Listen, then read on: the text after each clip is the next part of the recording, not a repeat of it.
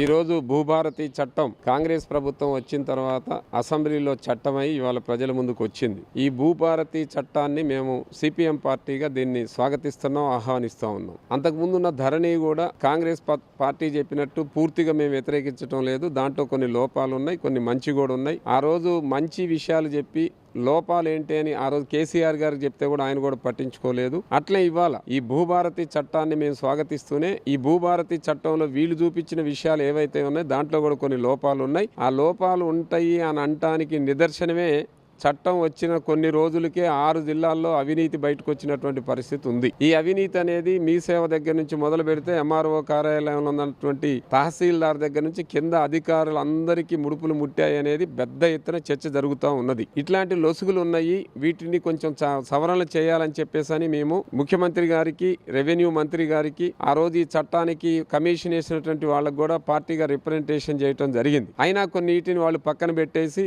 ఆచరణలోకి తీసుకొచ్చారు. ఆచరణలో అతి తక్కువ టైంలోనే దీంట్లో ఉన్న లొసుగులతోటి కొంత అవినీతి జరిగింది. ఈ జిల్లాలో 3 మంత్రులు ఉన్నారు. అందుకనే భూభారతి చట్టంలో ఉన్నటువంటి కొన్ని లోపాలని ఇప్పటికైనా సరిచేసి ఇట్లాంటి అవినీతిని అరికట్టేటటువంటి పద్ధతిలో ఉండాలని, దాంట్లో ఉన్నటువంటి మంచి లక్షణాలని రైతులకు ఉపయోగపడేటటువంటి, అదే క్రమంలో బాధితులకు ఉపయోగపడేటటువంటి వాటిని ముందుకు తీసుకెళ్లాలని, అవినీతి జరగకుండా చూడాలని.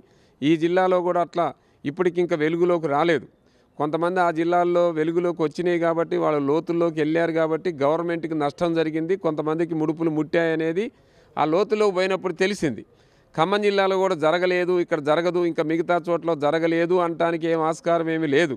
ఎవరైనా లోతుల్లోకి పోయి ఇప్పుడు దాకా జరిగింది ఏంటనే చూస్తే ఇక్కడ కూడా అట్లాంటిది అవకాశం ఉండటానికే ఉన్నది. కాబట్టి ఈ విషయాల పట్ల సిపిఎం పార్టీగా మేము డిమాండ్ చేస్తూ ఉన్నాం. భూభారతిలో ఉన్నటువంటి కొన్ని లోపాలు ఏవైతే ఉన్నాయో మా పార్టీగా గుర్తించి నిర్దిష్టంగా రాతపూర్వకంగా రాసిచ్చిన విషయాల మీద ఇప్పటికైనా మార్పులు చేసి రైతులకు అందుబాటులో ఉండే విధంగా రైతు సమస్యలని, బాధితుల యొక్క సమస్యలని, బాధితుల్లో కూడా ఏ దిక్కు లేనటువంటి రైతులకి అండగుండే విధంగా ఈ చట్టాన్ని కొన్ని మార్పులు చేయాలని చెప్పేసి ఈ సందర్భంగా కోరుతా ఉన్నాం. రాష్ట్ర ప్రభుత్వం గతంలో బీఆర్ఎస్ అధికారంలో ఉన్నప్పుడు రాష్ట్రంలో ఉన్న భూ సమస్యలను పరిష్కారం చేస్తామని చెప్పి ధరణి పోర్టల్ని తీసుకురావడం అనేది జరిగింది. దీంతో రైతుల భూ సమస్యలు మొత్తం పరిష్కారం అవుతాయి అని చెప్పారు. కానీ రైతులు భూములు సమస్య పరిష్కారం కాకపోగా కొత్త సమస్యలు వచ్చినాయి.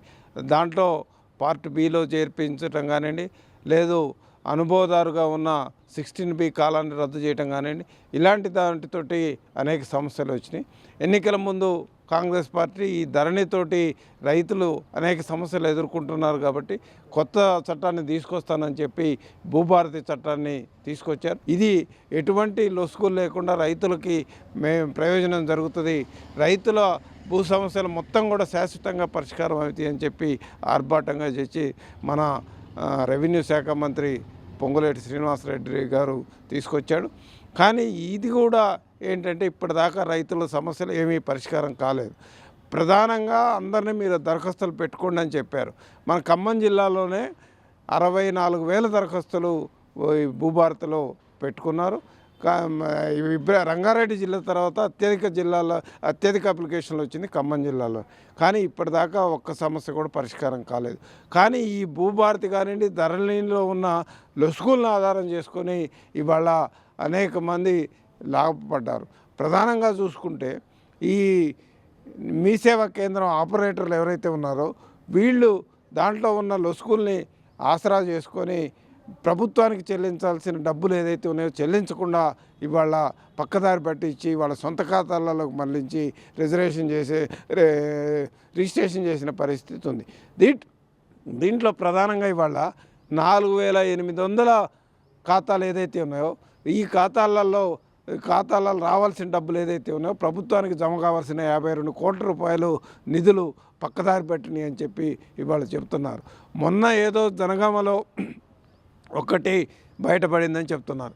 కానీ వాస్తవంగా ధరణిలో కానివ్వండి లేదు ఈ భూభారతి ఈ రెండింటిలలో కూడా ఉన్న లొసుగుల ఆధారంగా ఇవాళ ఆ కంప్యూటర్ ఆపరేటర్లు అదే ధరణి ఆపరేటర్లు అట్లాగే తహసీల్దార్లు వీళ్ళ ప్రమేయంతో ఇవాళ ఈ చట్టం యొక్క లొసుగుల్ని బయటికి తీసుకొచ్చిన పరిస్థితి ఉంది. వాస్తవంగా చూసుకుంటే ఇవాళ మనం ఒక కరెంటు బిల్లు కట్టాలన్నా లేదు ఇంటి పన్ను కట్టాలన్నా లేకపోతే ఫోన్ బిల్లు కట్టాలన్నా రూపాయి 2 రూపాయలు తక్కువైనా కానీ రిజెక్ట్ అవుతుంది. కానీ ఇవాళ అన్ని డబ్బులు చేస్తే కేవలం ఒక 10% 5% ఆ ధరణిలో జమ అయ్యి మిగతా డబ్బులన్నీ కూడా వ్యక్తిగత ఖాతాకి పోయినా కానీ వీళ్ళు పట్టించుకోలేదంటే దీంట్లో ఒక తహసీల్దార్లు సబ్ రిజిస్ట్రార్ల యొక్క హస్తం ఉందనేది అర్థమవుతుంది. కాబట్టి వాళ్ళ మీద కూడా ఎంక్వైరీ చేయాలి. కేవలం మీ సేవ ఆపరేటర్లే కాదు, మీ సేవ ఆపరేటర్లు చేశారు అంటే దాంట్లో ప్రధానమైన పాత్ర తహసీల్దార్ది, ధరణి ఆపరేటర్ ఎవరైతే ఉన్నారో వాళ్ళది ఉంటుంది. ఎందుకనంటే తహసీల్దార్ బాధ్యత ఏంటంటే మొత్తం జమ అయిందా లేదా అని చూడాల్సిన బాధ్యత తహసీల్దార్ది ఉంటుంది. కానీ తహసీల్దార్ దాన్ని ఏం పట్టించుకోకుండా మొత్తం టిక్కులు పెట్టి సంతకాలు పెట్టి ఇవాళ చేసిండు. దీనివల్ల రైతులేమో డబ్బులు కట్టారు, కొన్నవాళ్ళు డబ్బులు కట్టారు, మొత్తం ఫీజు మొత్తం కట్టారు. కానీ బాగుపడేదెవరంటే మధ్యలో ఏదైతే తహసీల్దార్లు అధికారులను అట్లాగే వీళ్ళు ధరణి ఆపరేటర్లు మీ సేవా కేంద్రం వాళ్ళు బాగుపడ్డారు. అందుకని వాళ్ళ దీని మీద సమగ్రమైన విచారణ జరపాలి. ఎవరైతే దోషులు ఉన్నారో వాళ్ళని ఖచ్చితంగా శిక్షించాలి. ఇవాళ రైతుల్ని ఏదైతే ఆ ఖాతాలు ఉన్నాయో 4800 ఖాతాలు అంటారు, ఈ 4800 ఖాతాలు రైతులు ఎటువంటి ఇబ్బంది పెట్టకుండా వాళ్ళకి సక్రమంగా మీరు ఏదైతే జారీ చేసిన రిజిస్ట్రేషన్ ప్రకారం జారీ చేసిన డాక్యుమెంట్లు ఏదైతే ఉన్నాయో ఆ డాక్యుమెంట్ అనేది సక్రమంగానే ఆమోదించాలి. కేవలం ఇప్పటికీ రైతులకు కూడా నోటీసులు ఇస్తున్నామని చెప్తున్నారు. రైతులకు నోటీసు ఇవ్వటం అనేది సరైంది కాదు, వీళ్ళ మీదనే శిక్షించాలని చెప్పి వాళ్ళు మేము డిమాండ్ చేస్తున్నాం. అట్లాగే రైతులు కూడా ఎక్కడ ఇలాంటి లోటుపాట్లు ఉన్నప్పుడు జాగ్రత్తలు తీసుకోవాలి. ప్రధానంగా తెలంగాణ రాష్ట్రంలో 6 జిల్లాల్లో జరిగిందని చెప్తున్నారు. జనగాం కానివ్వండి, యాదాద్రి భువనగిరి కానివ్వండి, అట్లాగే రంగారెడ్డి కానివ్వండి, మహబూబ్ నగర్ కానివ్వండి, ఇలా 6 జిల్లాల్లో జరిగిందని చెప్తున్నారు. మిగతా జిల్లాలలో కూడా జరిగిందా లేదా అనేది ఎంక్వైరీ చేస్తే అర్థమవుతుంది. మన జిల్లాలో కూడా అనేకమైన రిజిస్ట్రేషన్లు అవుతున్నాయి. ప్రతిరోజు స్లాట్ పెట్టుకుంటే 3500 స్లాట్ బుక్ అయితే 2500 రిజిస్ట్రేషన్లు అవుతున్నాయి. మరి వీటిల్లో ఎంత ప్రభుత్వ ఖజానాకు గండిపడింది అనేది కూడా ప్రభుత్వం ఆ రకంగా సక్రమంగా దర్యాప్తు జరిపి ఇప్పటిదాకా ఉన్న లోపాలను సరిచేయాలి. ఇవాళ ఏదో చెప్తున్నారు ధరణిలో ఉన్న లోపాలు మేము సరిచేసినాం, ఇక భవిష్యత్తులో దీన్ని ఓపెన్ చేయడానికి ఎవరికి అవకాశం ఉండదని.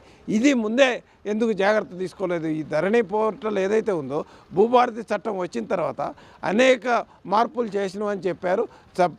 పక్కా ప్రణాళికతోటి ఎటువంటి లొసుగులు లేకుండా ఉండేదానికోసం చేశామని చెప్పారు. కానీ దాంట్లో కూడా ధరణిలో ఉన్నట్టే ఉన్న పరిస్థితి ఉంది. కాబట్టి వీటిని సరి అయిన పద్ధతిలో ఎంక్వైరీ చేసి బాధ్యులను ఖచ్చితంగా శిక్షించాలా, రైతులకు కూడా న్యాయం చేయాలని చెప్పి వాళ్ళు మేము డిమాండ్ చేస్తాం. జిల్లాకు సంబంధించి ఏంటంటే ఏదైతే రిజిస్ట్రేషన్లు చేసుకున్న రైతాంగం కూడా ఆందోళన చెందుతున్నారు. మనం ఏమన్నా మన దగ్గర కూడా జరిగిందా అనే ఆందోళన కూడా ఉన్నది. కాబట్టి ఇక్కడ ఖమ్మం జిల్లా రైతాంగం ఏదైతే ఉందో రైతాంగానికి చేసిన రిజిస్ట్రేషన్లు ఏదైతే ఉన్నాయో ఆ రిజిస్ట్రేషన్లలో ఎటువంటి లోపం లేకుండా చూడాల్సిన బాధ్యత అధికారుల మీద ఉన్నది. అట్లాగే మన ఖమ్మం జిల్లాలోనే ప్రధానంగా వ్యవసాయ శాఖ మంత్రి గారు ఉన్నారు, అట్లాగే రెవెన్యూ శాఖ మంత్రి గారు ఉన్నారు, ఆర్థిక శాఖ మంత్రి, అంటే 3 కీలకమైన వ్యక్తులు. ఈ ముగ్గురికి ఆదాయం వచ్చేది రెవెన్యూ ద్వారా వస్తుంది, ఆ ఖర్చు పెట్టాల్సింది ఆర్థిక శాఖ ద్వారా ఖర్చు పెడతారు, వ్యవసాయ శాఖ మంత్రి గారు కూడా ఉన్నారు. కాబట్టి వీళ్ళు ముగ్గురు రాష్ట్రంలో కీలకమైన పదవులలో ఉండి ఇక్కడ కూడా ఏమైనా లోపాలు జరిగితే ఖచ్చితంగా దీని మీద కూడా ఎంక్వైరీ చేయాలి. కేవలం 6 జిల్లాలే కాదు, తెలంగాణ రాష్ట్రంలో అన్ని జిల్లాలలో కూడా సక్రమంగా జరిగిందా లేదా అనేది ఎంక్వైరీ చేసి రైతాంగానికి న్యాయం చేయాలి. అట్లాగే ప్రభుత్వ ఖజానాకి ఏదైతే గండిపడిందో దాన్ని పూర్తి బాధ్యుల దగ్గర రికవరీ చేసి దానికి ఎవరైతే దోషులు ఉన్నారో దోషుల్ని చట్టపరంగా కూడా శిక్షించే దానికోసం ఆ రకమైన చర్యలు తీసుకోవాలని చెప్పి ఇవాళ మేము సిపిఎం పార్టీ వైపు నుంచి డిమాండ్ చేస్తాం. భూభారతి చట్టంలో అనేక లోపాలు ఉన్నాయి, పైగా దాన్ని సక్రమంగా అమలు చేయడం లేదు. ఈ భూభారతి చట్టాన్ని సక్రమంగా అమలు చేసి దాంట్లో ఉన్న అవకతవకలను కూడా సరిదిద్ది రైతులకి ప్రజలకు ఇబ్బంది లేకుండా చేయాల్సిన అవసరం ఎంతైనా ప్రభుత్వం పైన ఉంది. గతంలో ధరణి తీసుకొచ్చిన తర్వాత రెవెన్యూ వ్యవస్థ మొత్తం అస్తవ్యస్తంగా అయిపోయింది. చాలా మంది భూములు మొత్తం కూడా వాళ్ళ పేరుతో ఉన్నాయి మారిపోయినాయి. ఒకరి భూములు మరొకరి పేరుతో మారిపోయిన ఫలితంగా చాలామందికి ఉన్న హక్కులు కోల్పోయిన ఫలితంగా రైతులు బాగా నష్టపోయారు. దాని పరిష్కారంగా భూభారతిని కాంగ్రెస్ ప్రభుత్వం ముందుకు తీసుకొచ్చింది. కానీ దీంట్లో కూడా ఈ పథకం ఈ భూభారతి అనేది చాలా మంచి అంశాలు ఉన్నప్పటికి కూడా దాన్ని సక్రమంగా అమలు చేయడంలో కానీ బాగా జాప్యం జరుగుతూ ఉంది. సాదా బైనామాలను కూడా రెగ్యులరైజ్ చేస్తామని చెప్పి అన్నారు. అది సక్రమంగా జరగడం లేదు. అట్లాగే గత ధరణి వల్ల రైతులు తమ భూములు తమ పేరుతో లేకుండా మారిపోవటం కానివ్వండి, ఎక్కువ భూమి ఉంటే తక్కువ నమోదు కావడం కానివ్వండి, తక్కువ ఉన్న వాళ్ళకి ఎక్కువ నమోదు కావడం కానివ్వండి, ఇలాంటి అనేక అవకతవకలు ఉన్నాయి. వాటిని పరిష్కారం చేసే దిశగా ఇప్పటికీ ఇంకా సక్రమంగా యంత్రాంగం పనిచేయటం లేదు. ఇక చాలామంది రెవెన్యూ అధికారుల్ని రిక్రూట్ చేసినప్పటికి కూడా ఇంకా వాళ్ళకి బాధ్యతలు ఇవ్వకపోవటం వల్ల కూడా తగినంత మంది సిబ్బంది లేకపోవడం కూడా రైతులు నష్టపోతూ ఉన్నారు. ఇటీవల రిజిస్ట్రేషన్ల శాఖలో పెద్ద కుంభకోణం బయటకు వచ్చింది. రిజిస్ట్రేషన్ ఫీజులు కానివ్వండి, చలానాలు కానివ్వండి, ఇవన్నీ కూడా ప్రభుత్వ ఖజానాకి ఒక 20% జమ చేస్తూ 80% దారి మళ్లించిన ఫలితంగా ఇవాళ కోట్లాది రూపాయల డబ్బులు ఇవాళ కొంతమంది అధికారులు కాజేసిన పరిస్థితి మనం చూసాం. ఇలాంటి వాటిని కూడా సరిదిద్దాల్సిన అవసరం ఉంది. అలాంటి అవకతవకలు లేకుండా ఈ మొత్తం రిజిస్ట్రేషన్లో వచ్చే ఫీజులన్నీ కూడా చలానా డబ్బులు మొత్తం కూడా ప్రభుత్వ ఖజానాకు వచ్చేలాగా దీన్ని సరిదిద్దాల్సిన అవసరం ఉంది. దీనికి తగినంత మంది రెవెన్యూ సిబ్బందిని, ముఖ్యంగా ఈఆర్ఓలని సంఖ్యను బాగా పెంచి త్వరితగతిన పూర్తి చేస్తే రైతులకు చాలా ఉపయోగం జరుగుద్ది. ఈ భూభారతి సక్రమంగా అమలు చేయకపోవటం వల్ల దీనివల్ల చాలా చోట్ల ఇప్పుడు రైతులకి రావాల్సినటువంటి బెనిఫిట్స్ కూడా అది పాస్ పుస్తకాలు రాకపోవడం కానివ్వండి, బ్యాంకు రుణాలు తీసుకోలేకపోవడం కానివ్వండి, దీంతోపాటు పంట అమ్ముకోవాలంటే కూడా పాస్ పుస్తకాలు లేకపోవడం కానివ్వండి, భూములు అమ్మకాలు కొనుగోలు జరగాలన్నా కూడా ఇబ్బంది పడుతున్న పరిస్థితి ఉంది. ఈ యాప్ను సక్రమంగా ఉపయోగించడం లేదు ప్రభుత్వం. దాన్ని ఇంకా ఆన్లైన్ చేయడానికి కూడా మధ్య దీన్ని బ్రేక్ అవుతూ ఉంది. ఆన్లైన్ ఓపెన్ కావటం లేదు. దీనివల్ల కూడా రైతులు నష్టపోతున్నారు. కాబట్టి ప్రభుత్వం చాలా ఆర్భాటంగా ప్రకటించారు, కానీ ఆచరణ మొత్తం చాలా నత్తనడక నడుస్తూ ఉంది. కాబట్టి ప్రభుత్వం తక్షణం దీని మీద చర్యలు తీసుకోవాలని, పకడ్బందీగా అమలు చేయాలని చెప్పి, తగిన యంత్రాంగాన్ని కేటాయించాలని చెప్పి ప్రభుత్వాన్ని డిమాండ్ చేస్తూ ఉన్నాం. టీఆర్ఎస్ గవర్నమెంట్ రాకముందు భూ సమస్యల మీద అనేక ఉద్యమాలు జరిగాయి. ప్రజలకున్నటువంటి యొక్క భూమిని అన్యాక్రాంతానికి గురవుతుంటే వాళ్ళ మీద ఉండవలసినటువంటి యొక్క పట్టా భూములు ఇతరుల చేతుల్లోకి పోయి వాళ్ళు చాలా ఇబ్బందులకు గురయ్యారు. తర్వాత మనం తెచ్చుకున్నటువంటి యొక్క తెలంగాణ రాష్ట్రంలో కొత్తగా బీఆర్ఎస్ ప్రభుత్వము అధికారంలోకి వచ్చి ఈ సమస్యలను మొత్తం కూడా పరిష్కరిస్తానని ప్రజలకు వాగ్దానం చేశాది. ఈ వాగ్దానం చేయటమే కాకుండా ఒక కొత్త చట్టాన్ని, ధరణి అనే చట్టాన్ని తీసుకురావటం అనేది జరిగింది. ఈ ధరణి అనే చట్టం వచ్చిన తర్వాత అసలు సమస్యలు, ఎట్లాంటి సమస్యలు కూడా లేకుండా పరిష్కరించబడతావి. ఎవరి భూములైతే వాళ్ళకే పట్టా భూములుగా ఇవ్వటం జరుగుతుందని 10 సంవత్సరాలు ఊదరకొట్టారు. కానీ ఈ 10 సంవత్సరాల కాలంలో లేని సమస్యలు, ఉన్న సమస్యల కంటే లేని సమస్యలనే ఎక్కువగా క్రియేట్ అవ్వటం జరిగింది. ఎందుకంటే అసలు వ్యక్తులపైన ఉన్నటువంటి ఒక భూమి వాళ్ళకు లేకుండా, ఎగ్జాంపుల్ ఒక 5-6 ఎకరాలు ఉంటే 4 ఎకరాలకే కుదించబడ్డది. అదేవిధంగా అధికారులకు లావాదేవీలతోటి 4 ఎకరాలు ఉన్న వాళ్లకు 7-8 ఎకరాల భూమి సంపాదించుకోవటం జరిగింది. ఇది చాలా జటిలమైంది. ఇట్లాంటి యొక్క సమస్యలను ఆసరగా చేసుకొని కాంగ్రెస్ గవర్నమెంటు దీన్ని ముఖ్యంగా ఫోకస్ చేసి ఈ భూ సమస్యలు రోజు రోజుకు చాలా దుర్మార్గంగా మారిపోయినాయి అనేటటువంటి ఒక ఉద్దేశంతో కాంగ్రెస్ నాయకులు ఊరూరు వెళ్ళి ఈ ధరణి సమస్యల యొక్క లోపాలను వాళ్లకు తెలియపరిచి, మేము అధికారంలోకి వచ్చిన తర్వాత దీన్ని మార్చి అసలు సమస్యలు లేకుండా చేస్తామని వాగ్దానాలు ఇచ్చాయి. ఆ విధంగానే ప్రజలు కూడా నమ్మకంతో కాంగ్రెస్ పార్టీని గెలిపించడం జరిగింది. కాంగ్రెస్ పార్టీ అధికారంలోకి వచ్చిన తర్వాత మళ్ళీ ఎక్కడి గొంగడి అక్కడనే ఉండే పరిస్థితి ఏర్పడ్డది. ముఖ్యంగా మన రాష్ట్రంలో ఉండేటటువంటి యొక్క అనేక మంది ఆఫీసర్లు, అట్లాగనే ఈ సేవకు సంబంధించినటువంటి యొక్క వర్కర్సు దీన్ని ఆసరగా చేసుకొని గవర్నమెంట్కు రావాల్సినటువంటి యొక్క డబ్బులు గవర్నమెంట్కు రాకుండా వాళ్ళ ఖాతాలోకి మళ్లించి అనేక లాభాలు, కోట్ల రూపాయల డబ్బును కూడా గవర్నమెంట్కు నష్టం చేయటం జరిగింది. ముఖ్యంగా మనం ఈ భూ సమస్యలను పరిష్కరిస్తుందనే ఆలోచనతో మన ఖమ్మం జిల్లాలో 70-80 వేల మంది అప్లికేషన్ పెట్టుకున్నారు.